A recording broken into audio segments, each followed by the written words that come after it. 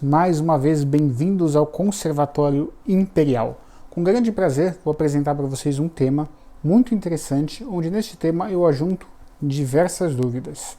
O tema é os períodos da história da música, pelo menos os mais conhecidos, e a regência dentro destes períodos, como que funcionava a regência ali dentro, tá bom? Gostaria de agradecer a todos que estão nos acompanhando, tanto por aqui, quanto pelo Instagram do Conservatório Imperial, tá bem? E acompanhem até o final, que no final eu vou mostrar uma coisa para vocês muito interessante. Por que eu vou mostrar no final? Porque você precisa ter compreendido tudo isso. E você vai começar a entender melhor. Você nunca mais vai ver um maestro regendo do mesmo jeito.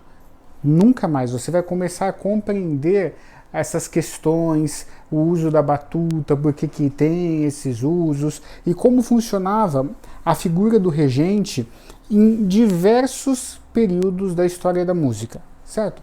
Vamos lá.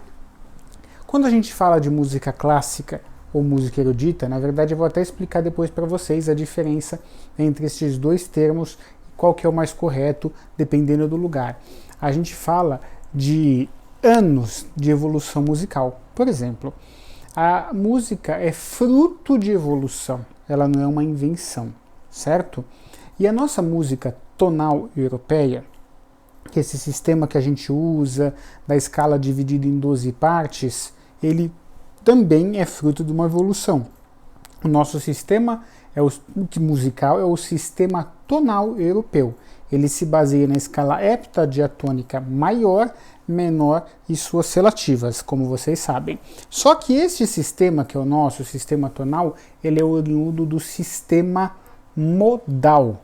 E depois do sistema tonal, que é o que a gente usa, né, hoje para escrever a maioria das peças, existe o sistema atonal, tá bom? Não que não possa ter um trecho atonal dentro de um sistema tonal, ou um trecho modal, não tem nenhum problema, tá bom? E aí você vai começar a compreender muito melhor a regência e esses períodos. Como eu disse, foi fruto de evolução. Os períodos são muitos, mais de 2.000, 3.000 anos, mas hoje eu vou apresentar para vocês 3 períodos, que são períodos mais conhecidos e os compositores mais conhecem esses períodos, tá bom? Os compositores mais recentes estão dentro desse período, destes períodos, melhor dizendo. São eles 3. Período barroco. Vamos lá. O período barroco, eu vou explicar os períodos, os compositores deles, e depois eu falo da regência nesses períodos, tá bom? Você vai entender melhor. O período barroco é o período de 1600 ou 1620 até 1750. O período barroco, ele é o período que está lá Bach, Handel, Vivaldi, e para ficar mais complexo ainda, existe o barroco inglês, o barroco alemão, o barroco francês, o barroco italiano. Então existem diversas características dentro de cada período e diversas escolas. É algo assim muito interessante mesmo. Alguns historiadores dividem o barroco em 2 barrocos, entre 1600 ou 1620 a 1700, e o segundo barroco de 1700 a 1750, tá bom? É um período onde suas principais características são coisas como ele é um período tido como muito contrastante. As peças escritas são muito contrastantes e a gente lembra que as orquestras eram muito menores. Por isso, neste período, não havia a figura do regente como nós temos hoje, certo? Até o uso da batuta como nós conhecemos hoje não existia naquele período, no período barroco. Tá? Depois do período barroco, nós temos o classicismo. O classicismo vai de 1750 a 1810. E depois do classicismo, nós temos o romantismo. O que eu queria explicar para vocês nesses 3 períodos? Isso aqui é muito importante, tá? Esses períodos, eles são datados a posteriori. O que eu quero dizer com isso? Os historiadores olham para o passado com os olhos de hoje e baseado nas informações que são os instrumentos, os tratados, eles dividem esses períodos. Por exemplo, Georg Friedrich Händel, compositor alemão, nasceu no mesmo ano de que Johann Sebastian Bach. A gente sempre, nas aulas de história da música, de regência, brincava que foi um ano com uma boa safra, né? E o que acontece? Embora o Händel foi para a Inglaterra e o Bach ficou na Alemanha. O que acontece ali neste período? Como eu estava dizendo, Händel vai morrer morreu, né, melhor dizendo, na Sexta-feira Santa de 1756. Ele morreu depois de Bach, mas o Barroco se encerra em 1750 com a morte de Bach. Então muitos vão dizer, então Händel, a partir dali não escreveu música barroca. Não, ele escreveu. O compositor não olha com os olhos de hoje, é 1750, vou parar de escrever esse estilo e vou mudar de estilo. Ou seja, o que eu estou querendo dizer para vocês? Vocês vão entender que eu vou amarrar direitinho isso na regência. Isto são períodos de referência, tá bom? É apenas uma referência. E nós temos também os compositores, veja que eu estou falando do barroco. Agora eu vou falar do romantismo. Antes do romantismo, nós temos compositores de transição. São esses compositores de transição, por exemplo, Haydn. Haydn é um compositor de transição entre o barroco e o classicismo. Suas primeiras obras têm um pezinho no barroco, lembram muitas características do barroco. E suas últimas obras já têm características mais do classicismo, tá bom? Isso é muito interessante você saber. No classicismo, o compositor mais tradicional do classicismo é Wolfgang Amadeus Mozart, o grande gênio. Aqui, no classicismo, com Mozart, a orquestra já começa a aumentar um pouquinho mais. Vou explicar para vocês por quê. Ele já introduziu na orquestra outros instrumentos. Porque quando que a figura do regente precisa utilizar ela? A figura do regente ela é utilizada quando há a necessidade premente dele, tanto para ensaio quanto para a orquestra se ajuntar. Vou dar aqui um exemplo para vocês, eu já volto nesta aula de História da Música. Imagina o seguinte, nós vamos fazer aqui um trio, tá bom? Eu no violoncelo, uma viola e um violoncelo, um trio de Beethoven. Ou um trio de Beethoven igual o tríplice, que é violino, violoncelo e piano. E este trio é só para esses três instrumentos, não tem orquestra como o tríplice de Beethoven. O que acontece ali? Nós conseguimos nos ver. Eu consigo ver facilmente a respiração do primeiro violino e entrar junto. Ele consegue ver quando eu vou tocar as partes mais melodiosas. Então nós conseguimos nos entender. Não precisa haver alguém ali para ajuntar todos nós. Muitas das vezes, né, inclusive, nos conjuntos de câmara, existe alguém para ajudar a juntar e ele não rege. Né? O professor de música de câmara, ele está lá sentado só ouvindo, e o quarteto ensaiando, ou o trio, ou o quinteto, independente disso. O que acaba acontecendo? Na medida em que a orquestra vai aumentando, você precisa fazer com que esses músicos entrem juntos. Como o músico que está aqui do meu lado, já falei para vocês, né, que nós temos primeiro violino, segundo viola, cello, contrabaixo, sopros. Como que eu vou fazer o músico que está aqui e o que está na última estante, às vezes a 5, 6, 7 metros, quem está lá atrás entra junto, sem a figura do regente. Então, uma das funções do regente é essa, trabalhar para que todos entrem juntos, e muitas das vezes as pessoas compreendem a regência de maneira diferente, tá? As pessoas às vezes não entendem a regência, eu estou entendendo que a regência é isso e aquilo, então a gente vai acostumando com a figura do regente. Na medida em que a orquestra vai aumentando, voltando na história do Mozart, porque o Mozart foi responsável por colocar a percussão dentro da orquestra sinfônica. Quando ele estava na cidade dele, em Salzburgo, a cidade recebeu uma banda turca, e esta banda turca tinham muitos instrumentos de percussão. Ele achou muito interessante e começou a colocar alguns desses instrumentos. Então aí nós já vemos a influência, né, de um compositor dentro da orquestra, e aí ela vai aumentando de tamanho. No período barroco, né, que é o período, como eu já falei, de Bach, Vivaldi, as orquestras eram muito pequenas. Então, inclusive hoje, grupos tradicionais do período barroco, que fazem gravações o mais semelhante possível, com instrumentos de época, com cordas de época, e alguns até interessante, com roupas de época, eles não têm um maestro ali. Quem conduz é a figura do primeiro violino, ou do Spalla, que inclusive ele rege com um arco. Então nós vemos o barroco, grupos menores, né, o classicismo, a gente aumenta já este grupo, e no final do classicismo para o romantismo, quem que está entre o classicismo e o romantismo?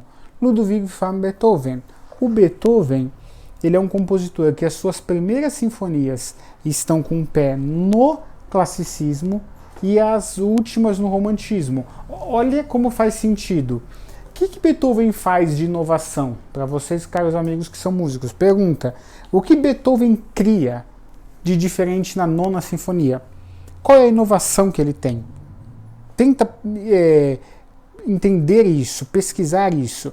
Assista todas as sinfonias de Beethoven. O que tem na nona sinfonia que não tem em todas as outras? Coral. Ele coloca coral, inclusive na época chamaram ele de louco por isso, até a data da estreia, né?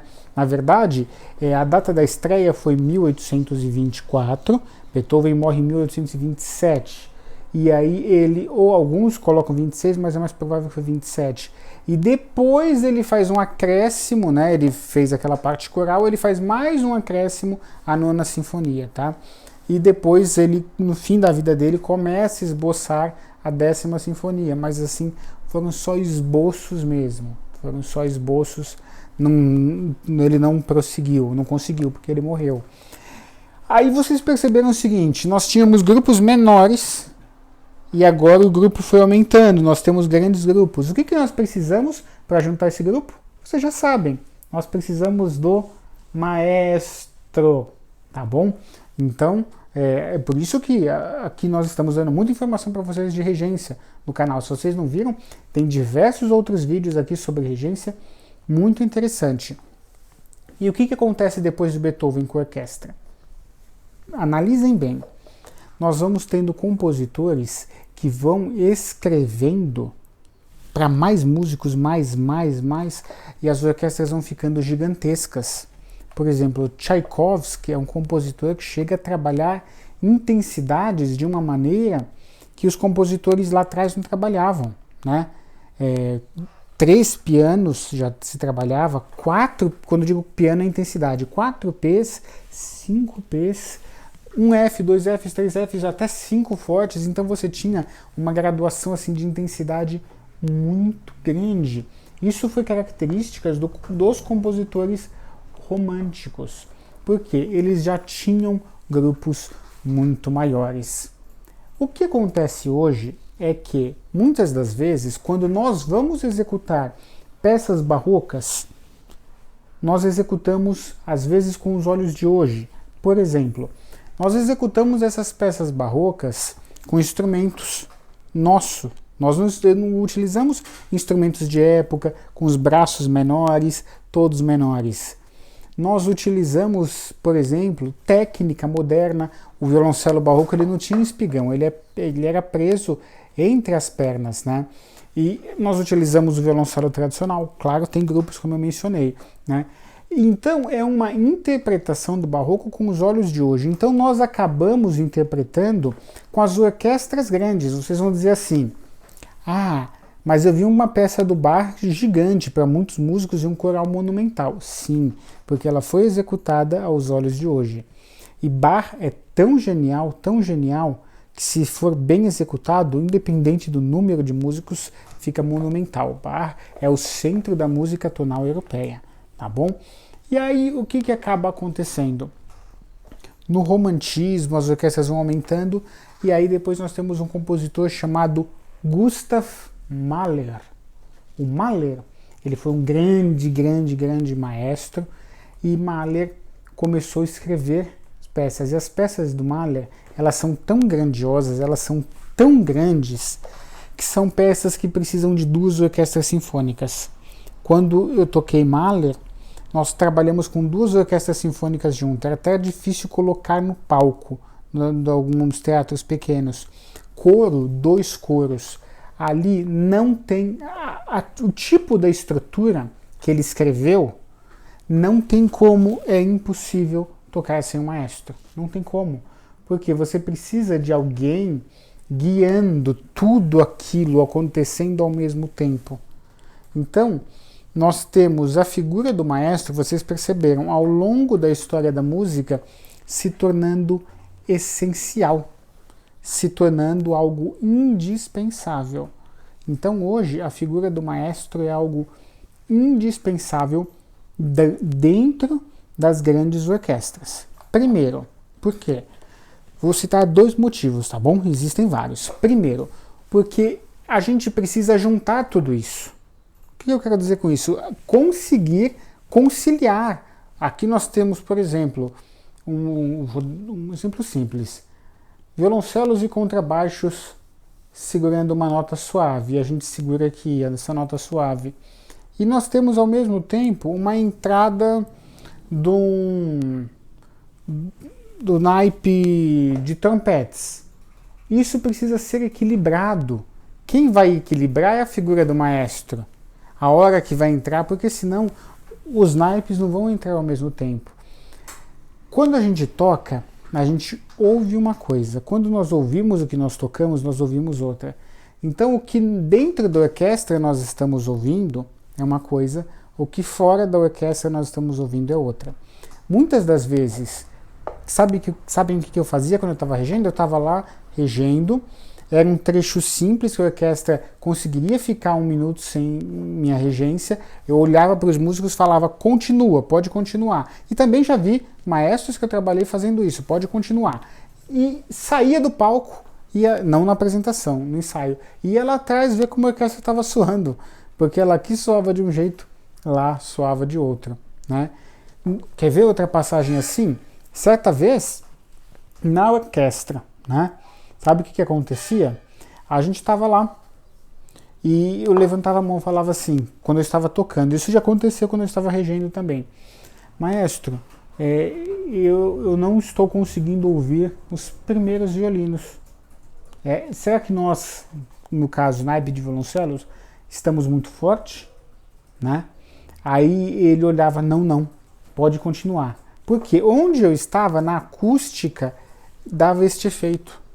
Então, a figura do maestro também é essa, equilibrar. Né? Eu falei, uma é conciliar, equilibrar, e a outra é ensaiar as orquestras. Literalmente conseguir imprimir a sua interpretação. Uma orquestra mahleriana de 250 músicos mais coral, existem gravações de Mahler com 400 pessoas tocando. A gente, 400 interpretações diferentes, nunca vai funcionar. Nós temos que conciliar aquilo numa interpretação una, e ali sim as coisas vão funcionar. Então vocês entenderam basicamente esses períodos, né, da história da música. Rapidamente, eu vou citar um pouco sobre os instrumentos, e aí junto com ele eu vou falar da batuta, que é um instrumento do maestro, e a sua evolução. No período barroco, todos os instrumentos, violino, viola de arco, violoncelo, contrabaixo, os instrumentos de sopro, oboé, fagote, eles todos eram mais limitados. Eles eram instrumentos que, no geral, tinham uma menor tessitura. Vocês já viram a minha explicação sobre tessitura? Acredito que uma coisa é textura do som, outra coisa é tessitura. Tessitura, só relembrando, é a nota mais grave e a nota mais aguda que o instrumento alcança. Então nós temos, no período barroco, tessituras menores. Não é? Pode observar que nas suítes para violoncelo de Bach, nós temos a sexta suíte escrita para violoncelo requinta ou violoncelo da Spalla, algo assim nesse sentido. Por quê? O que acabava acontecendo? O violoncelo tradicional não teria, no barroco, aquela extensão toda, né? E no classicismo nós temos esses instrumentos aumentando sua tessitura, os compositores escrevendo para mais tessitura. E nós temos, logo no romantismo, já o instrumento e o arco também, uma evolução muito maior. A evolução da batuta, existem diversas histórias que eu queria contar para vocês entenderem com maior precisão. Coloquem bastante atenção aqui, porque para a gente não confundir as histórias, né? E não virar igual folclore, vai misturando as histórias. Então, coloquem bastante atenção. Jean-Baptiste Lully era um compositor e músico francês muito conhecido. No período dele, né, ele morava na França, e naquele período o Lully muitos atribuem a evolução da batuta a isto. O Lully usava um bastão de regência, tinha os músicos, e ele pegava o bastão e ia batendo no chão para marcar o tempo, certo? Então aquilo batia no assoalho e ressoava dentro do teatro e os músicos conseguiam sentir a pulsação. Não que o músico não sentia a pulsação, mas às vezes o músico sentia a pulsação dele mesmo, certo? Porque eu tenho uma pulsação vem de pulso, literalmente, tá? E o que acabava acontecendo? Ele regeu assim por muitos anos, até que um trágico dia ele acertou o dedão do pé, né? E agora vocês podem imaginar como que eram, naquele período, na França, a questão da saúde, como que era fácil. Lully era muito rico, muito, muito.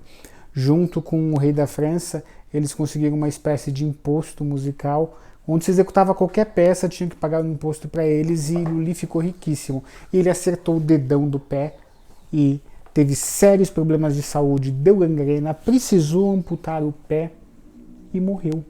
Lully morreu por isso, né? Jean-Baptiste Lully. Acredita-se que ele morreu por isso. E o que começou a acontecer a partir daí?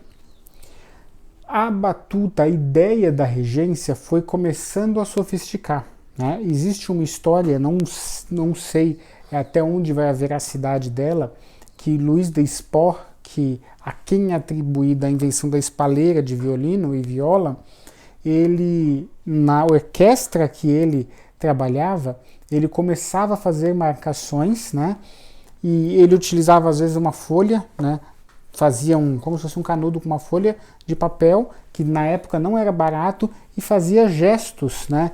E com certeza são muito diferentes dos gestos que nós fazemos hoje, até porque se a gente pegar gravações da década de 40, 50, escola, os gestos eram completamente diferentes.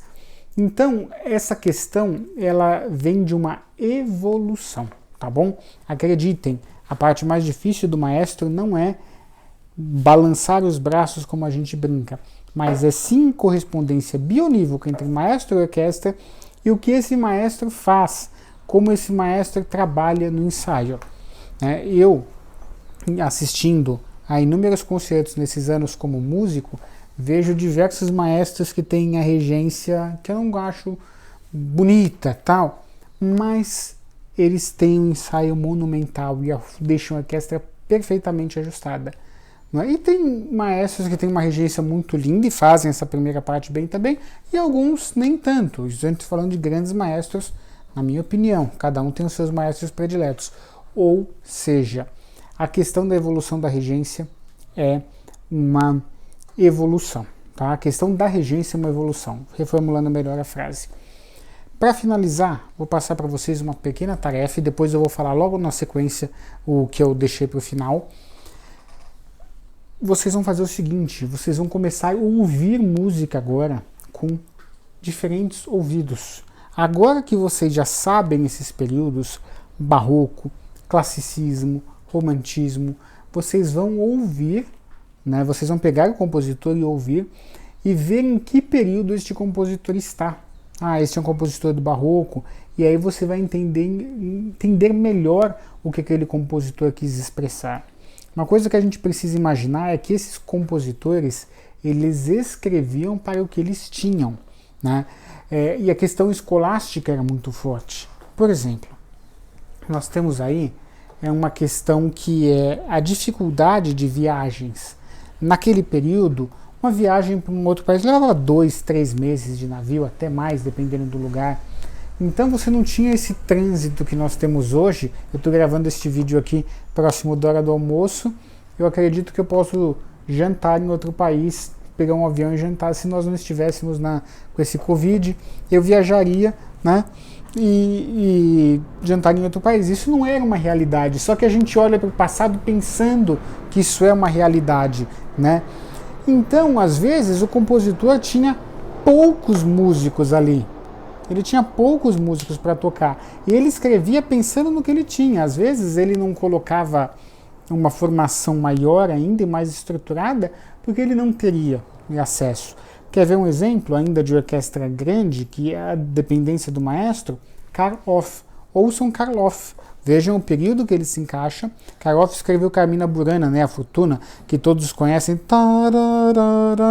né, com aquele coral monstruoso. E assistam a gravação do Seiji Ozawa.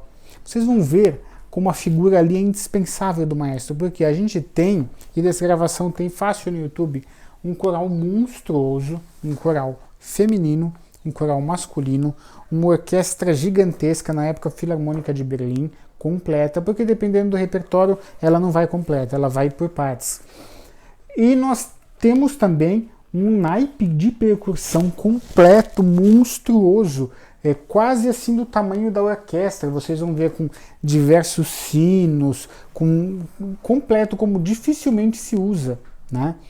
Então, o que acontece ali? Nós temos esta questão da indispensabilidade da figura do maestro, tá bom?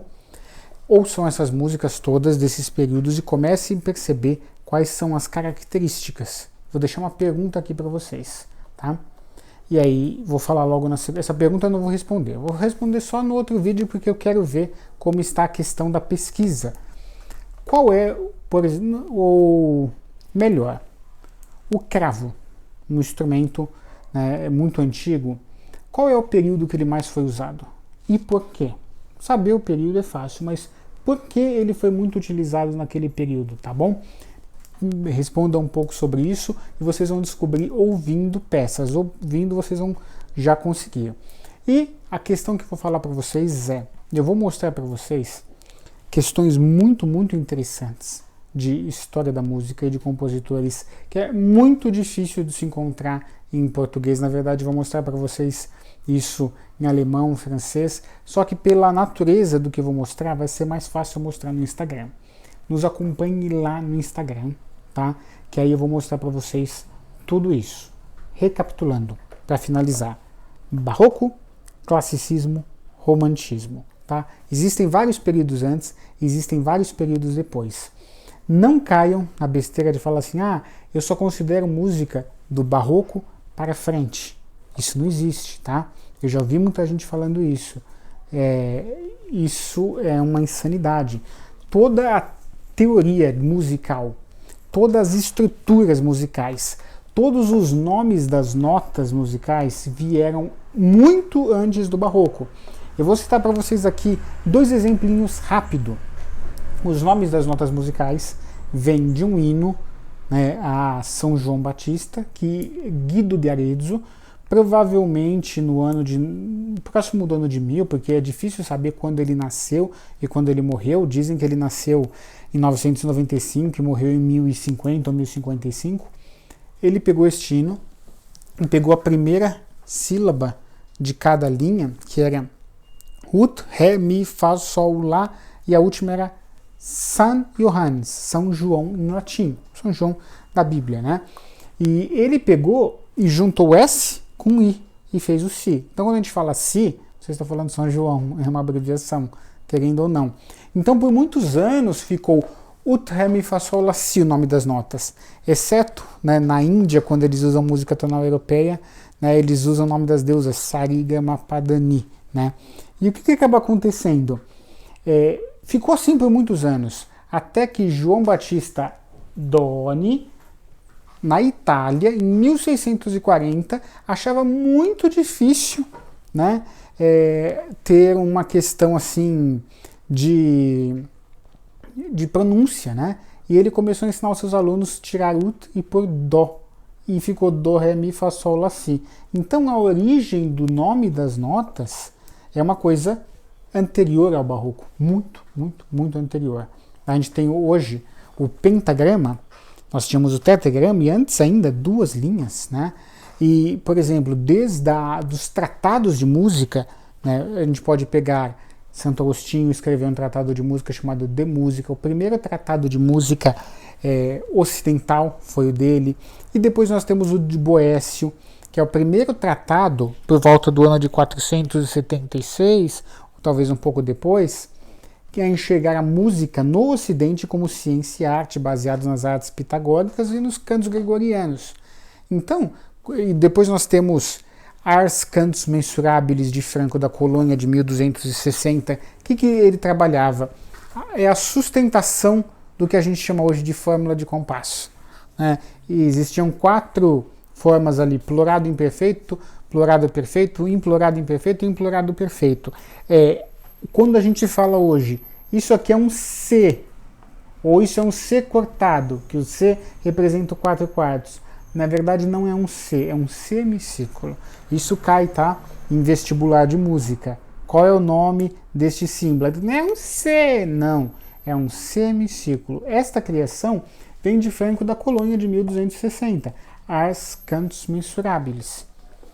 E aí vocês imaginam, a gente pega tudo isso e fala que não considera música, que não vale. O que vale é só do barroco. Mas é a mesma coisa de falar que eu não considero os que vieram antes de mim. Meu pai, meu avô, meu bisavô só existem porque eles existiram, certo? Então, na música é a mesma coisa. O barroco vem de uma série de evoluções, tá bom? Então, eu espero que tenham gostado. Quaisquer dúvidas neste sentido, pode mandar, que a gente está à disposição para responder vocês, tá bom? Muito obrigado por nos acompanhar.